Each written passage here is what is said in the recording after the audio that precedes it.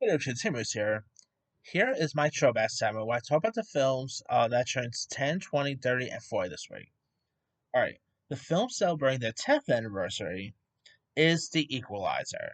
Now, of course, this is the film based on the iconic TV show from the 1980s, and starred like the Denzel Washington, who plays like this retired U.S. Marine and DIA agent who reluctantly returns to action in order to protect a teen from a members of a Russian mafia. And you also have like Chloe Moretz was in this. It was a lot of fun, really showcase how great Denzel could be as an action star. He still really had it here. He really played this character perfectly. And of course, we would go on to get two other films, obviously Equalizer 2 for 20 from 2018. And most recent was Equalizer 2 3, which I believe was released last year, if I'm not mistaken. So hey, The Equalizer is pretty fun one if you guys haven't seen it. Alright, also turning 10, we got the Boxtrolls, which is actually from Leica, who of course gave us stuff like Coraline, I'm trying to remember what they put out. Coraline, oh yeah, Paranorman. They've done some really cool stuff. Now, if you guys don't know much about the story in here, it's set in fictional European country of Norvina in the late 19th century, and tells the story of Eggs, a human boy raised in a trash collecting trolls known as box trolls, as he attempts to save the oddball Penelope Snatcher, a pest exterminator. Now, I do like the films. Coraline was a pretty good one. Paranorman's really good. If I had to say maybe like his worst film in my opinion, this would probably it. I remember watching Box Shows back, in 2014 when it was released. It was like my least favorite film from the lineup. I mean, hey, every good animated studio has a terrible one. Like to me, Pixar has Cars 2. Sony Animation has Emoji Movie. DreamWorks has like B Movie, and like to me has Box Shows. So yeah, really couldn't get to this one at all. So, all right. Also turning 10. Speaking of Chloe Moretz, by the way, we got Laggies, which was directed by the late Lynn Shelton, who gave us movies like Hump Day as well as Your Sister's Sister, and stars the likes of Keira Knightley, the aforementioned Chloe Moretz, Jeff Garlin, as well it stars Keira Knightley, who experiences a quarter life crisis and panics with her longtime boyfriend proposes. She then escapes for a week, hiding out in the home of her new 16-year-old friend Anika, played by Mars, who lives with her single father, played by Rockwell. And this was a really nice little charming film. For one, it was released by A24. Keira Knightley and Chloe Moretz, was pretty great in this. Sam Rockwell was great as always. If you guys had not seen Laggies, it's maybe one of like A24's most underappreciated films, but it's really decent. Really decent coming of age story about an adult really wants to you know pretty much want to be a young adult again, and not a bad little one. All right. Also turning 10, we got Jimi All By My Side. Now, this is a biopic about Jimi Hendrix, directed and written by John Riley, starring Andre 3000 from Outkast fame. And this was a little disappointing. I mean, Andre 3000 was pretty good as Jimi Hendrix. He really embodied the role perfectly. But I feel like what really messed this one up is that they did not have the rights to Jimi Hendrix music, and well, I would say if you don't have the rights to a person's music when you're doing their biopic, definitely doesn't always work out well, and this was one of them. I hope they'll one of these days do another Jimi Hendrix biopic, this time using his music, but we'll see. Anyway, now films turning 20 this week. We got Shark Tales. Now, of course, was DreamWorks Animation's film, which of course was I guess you could say was pretty much like Goodfellas for kids, if you're in a weird way. This, of course, features the voices of Will Smith, Jack Black, Angelina Jolie, Robert De Niro, Martin Scorsese, Christina Aguilera, and tells the story of a fish named Oscar, voiced by Will Smith, who falsely claims to have killed the son of a shark mob boss in an attempt to advance his community standing. So Oscar teams up with the mobster's younger son Lenny, voiced by Jack Black, to keep him pretty much to keep him fascinated here. And no matter not many people really like Shark Tales. I actually didn't mind it. It's a lot of fun, really charming. It's nowhere near as good as, let's say, the Shrek films or anything, or Madagascar. But Shark Tale definitely has its moments. So not a bad one. I mean, it's a shame they never did a sequel to it, but all right. Also turning 20, we got maybe one of the funniest zombie comedies of all time, Shaun of the Dead. Of course, directed by Edgar Wright, which I believe this was his directorial debut, if I'm not mistaken. It was also written by Wright and Simon Pegg, and which stars Simon Pegg as Shaun, who's a downtrodden salesman in London who is caught in the zombie apocalypse with his friend Ed, played by Nick Frost. And this was, of course, the first installment of the Cornetto trilogy. And Shaun of the Dead is a lot of fun. It's very violent here. Sean Pegg and Nick Frost both had great chemistry with one another. It's a lot. Like, it's definitely one of the funniest zombie movies of the 2000s. It's really entertaining. One of Edgar Wright's best work here. So yeah, who does not love Shaun of the Dead? You know. All right. Also turning 20, we got First Daughter, which stars Katie Holmes as Samantha Mackenzie, who's the daughter of the President of the United States, who enrolls at college and develops a relationship with another student played by Mark Blueclass. Now you also got Micah Keaton as the president here. Uh, you also got famed singer Amory, who you might remember did the song "One Thing." First Starters, it was really charming here. Of course, Katie Holmes was pretty good in this. Of course, this was that time where, like, Katie Holmes was really trying to branch her Dawson's Creek so, and trying to get more into acting territories, and she was always pretty good. Mikey Keaton was really great in this. I mean, if you guys had not seen First Daughter, which is also directed by Forrest Whitaker of all people, so there's that. But yeah, not a bad little film here. All right, also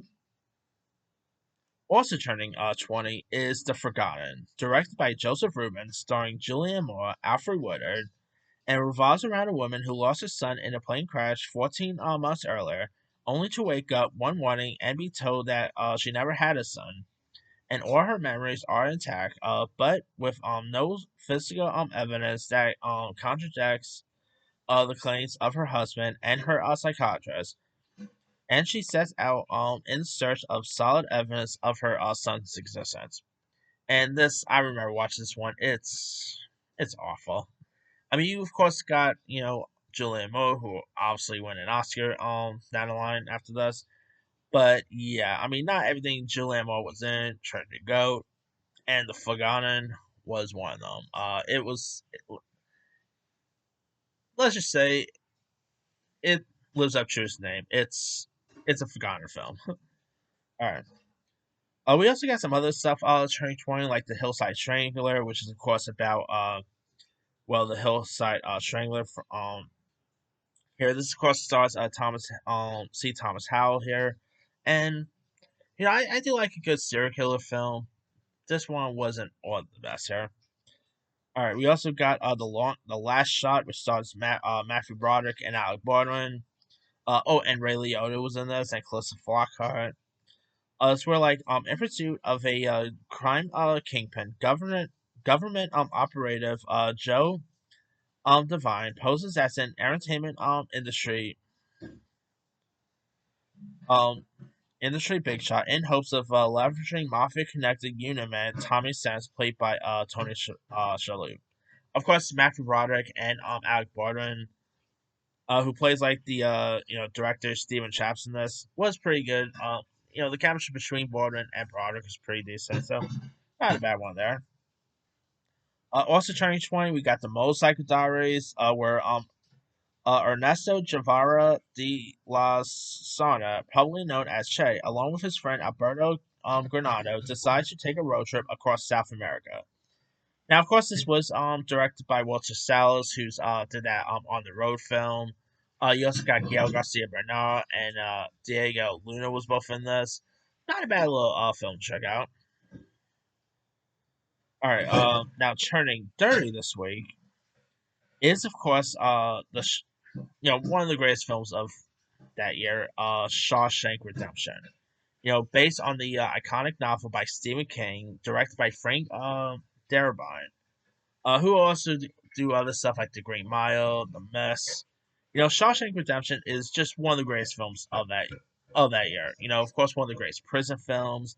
And star like Tim Robbins as well as Morgan Freeman, and tells the story of banker Andy Dufresne, who of course is sentenced to life in Shawshank State Penitentiary for the murders of his wife and her lover. And over like the following 2 decades, he befriends with this fellow prisoner played by Morgan Freeman, and of course you have Bob Gooden, who plays like the prison warden, Samuel Norton, William Sally was in this, Clancy Brown. I mean, what not to love about the Shawshank Redemption? It's just so iconic. Obviously the rain scene, at the end is great. I mean, the chemistry between Robbins and Freeman is terrific. I mean, what not to love about Shawshank? Of course, it is crazy to believe this movie did not even win any Oscars. Like, it got nominated, obviously, but it lost out to Forrest Gump, which, hey, I'm, I'm all cool with Forrest Gump winning that year. Of course, this was actually a flop at the time, which is insane to believe, but yeah, if you guys for some every reason never seen Shawshank Redemption, do yourself a favor, go watch it. I mean, it's always cool seeing like Stephen King books that got turned into films that are not horror.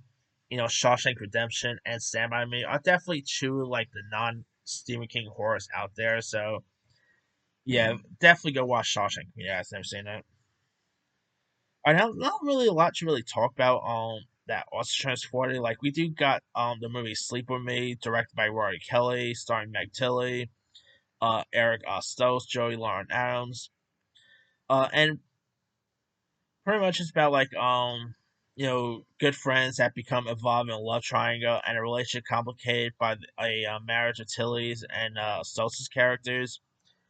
So yeah, a little forgettable there.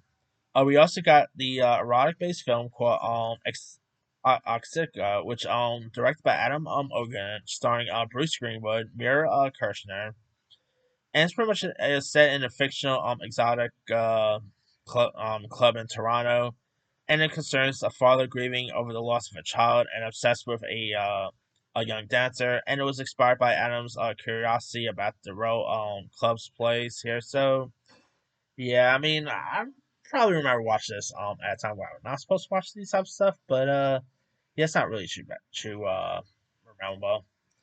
We also got Terminal of Velocity, which of course starred Charlie Sheen, James Gandolfini, like before Tony Soprano fame, and it follows a daredevil Sky um driver played by Shane, who is caught up in a criminal plot by Russian mobsters, played by Gandolfini and Chris McDonough, he might know as Stuart McGavin from Happy Gilmore, forcing him to team up with a freelance secret agent played by Natasha Kaczynski in order to survive.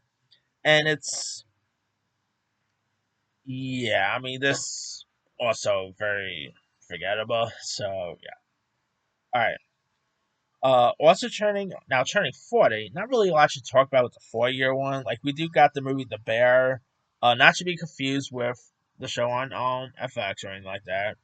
But this film followed the life of Paul Bear Bryant, played by Gary Busey, head of the Coach University of Alabama football team, who passed in 1983. Um, and you got John Eric Huxham, who plays Pat Trillman in the film. I mean, not really true. I mean, there's been some great football films, but this is not really true. Remember. We also got Impulse, which stars Tim Mathis and the aforementioned Meg Tilly, who, of course, you might know is the sister of Jennifer Tilly, who obviously we know as Tiffany from Chucky. And of course, Meg Tilly did have that little a little fun cameo as herself on season 2 of Chucky, which was pretty cool. Um, Now Impulse, if you guys don't know, The plot is about the residents of a small rural town who start to exhibit strange and violent behavior after a small earthquake recaptures the seal of a toxic waste burial site. So yeah, not really too memorable there. Yeah, but that's pretty much it there. Let me let you guys. Which of these films stand out to you the most? To me, the 10-year one is actually not gonna go to Equalizer. Equalizer was pretty good, but out of the 10-year one, the one that I really enjoyed the most is Laggies. Granted, I actually did not really see that film until I think October or anything. But if you guys have not seen Laggies, definitely go watch Laggies. All right, 20-year one is obviously gonna go to Shaun of the Dead. The 30-year one, Shawshank Redemption. Who doesn't love Shawshank, right? And to be honest, nothing with the 40-year one really stands out to me. But anyway, drop comments below. Don't forget to like, subscribe, hit that bell for notification. This is Simon